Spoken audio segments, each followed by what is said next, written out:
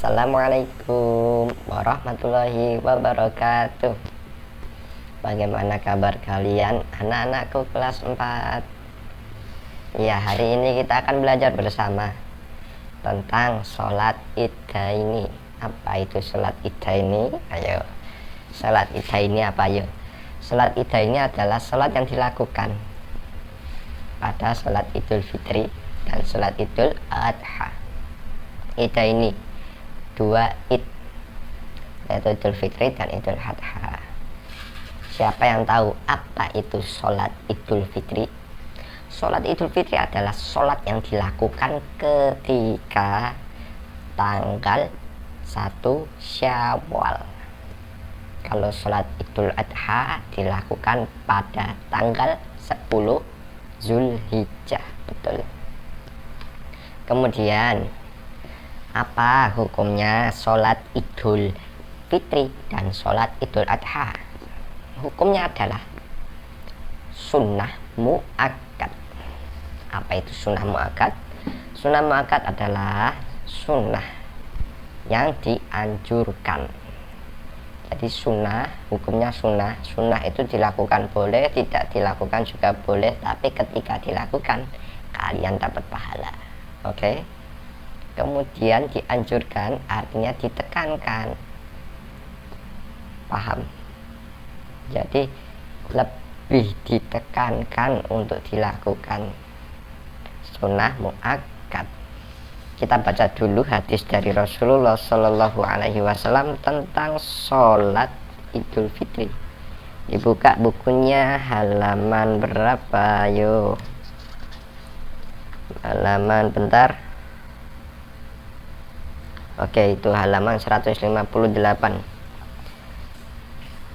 An Ummi Atiyah qalat amarona ta'nin nabiyya sallallahu alaihi wasallam an nukhrija fil idaini al awatiqa wa zawati khuduri wa amarul khuyyadu ayyatazilna musallal muslimin, yang artinya dari Ummi Atiyah, katanya Nabi Shallallahu Alaihi Wasallam telah menyuruh kami keluar pada 2 hari raya, yaitu Idul Fitri dan Idul Adha, supaya kami membawa gadis-gadis perempuan yang sedang haid dan hamba perempuan atau budak zaman dulu itu ke tempat sholat hari raya. Kalau kita itu biasanya di lapangan. Nah, yang haid tidak haid tetap diajak, sunnahnya diajak ke lapangan. Kemudian dan memerintahkan para perempuan yang haid untuk menjauhi tempat sholat orang muslim. Jadi orang yang haid dan tidak haid itu sama-sama di lapangan, tapi tempatnya berbeda, ya. Paham? Jadi artinya dipisah, tapi masih berada pada satu tempat yang sama. Contoh, yang tidak haid itu berada di depan, ya. Yang haid itu berada di belakang, begitu. Paham? Nah, kalau laki-laki nggak ada yang haid. Kemudian apa? Apa yang dibaca ketika takbiratul ihram? Nah, kalian harus tahu dulu, sholat Idul Fitri dan sholat Idul Adha itu takbiratul ihramnya pada rakaat pertama ada 7 kali, ya, 7 tangannya seperti ini 7 kali. Nah, kalau rakaat kedua ada 5 kali. Nah, terus apa yang dibaca ketika takbir yang pertama, kedua, ketiga? Nah, itu apa?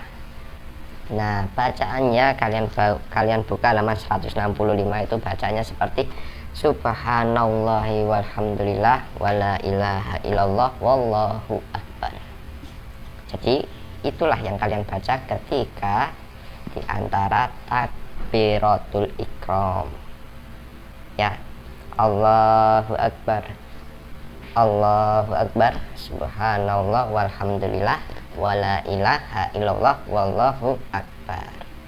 Oke, paham? Nah, seperti itulah sholat Idul Fitri dan sholat Idul Adha. Kemudian sebelum pelaksanaan sholat Idul Fitri ya, kita disuruh oleh Allah untuk berpuasa 30 hari. Oke, paham. Kemudian ketika kita sholat Idul Fitri itu sudah dilakukan, yang namanya lebaran, adat kita adalah untuk bersilaturahmi kepada sanak saudara, bersilaturahmi kepada para keluarga kita, siapa saja, Pak De, Bude, Bule, Om, Tante, nah semua dikunjungi, termasuk orang tua kita kalau kita sudah bersuami atau beristri atau pisah dari orang tua kita. Oke, makanya ada acara yang namanya mudik lebaran. Begitu ya. Kemudian ketika kalian berangkat ya, ketika kalian berangkat sholat Idul Fitri atau sholat Idul Adha, itu kalian harus berbeda, bukan harus, sunnah ya, sunnah, disunahkan untuk berangkat, misalnya berangkatnya lewat jalan Nuri, nah pulangnya nanti nggak boleh tapi ya sunnah. Sunnahnya kalau berangkatnya lewat jalan Nuri, nanti pulangnya lewat jalan Merpati. Oke, paham? Nah, jadi berangkat dan pulangnya itu jalannya berbeda, itu disunahkan. Oke, paham ya? Paham. Kemudian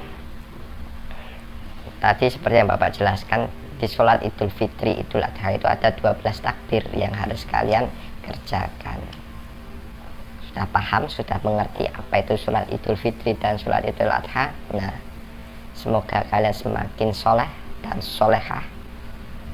Kemudian jangan putus asa belajar, tetap belajar walaupun tidak mengerti, tetap dipelajari, dan selalu jujur dalam mengerjakan ujian. Pintar itu tidak penting, yang penting itu adalah akhlak kejujuran kita ya. Apa gunanya pintar tapi kalau kita tidak jujur, ya kan? Yang penting itu jujur, karena jujur itu mahal harganya. Tidak semua orang berani untuk jujur, dan jujur itu adalah sesuatu yang sangat berharga yang dimiliki orang.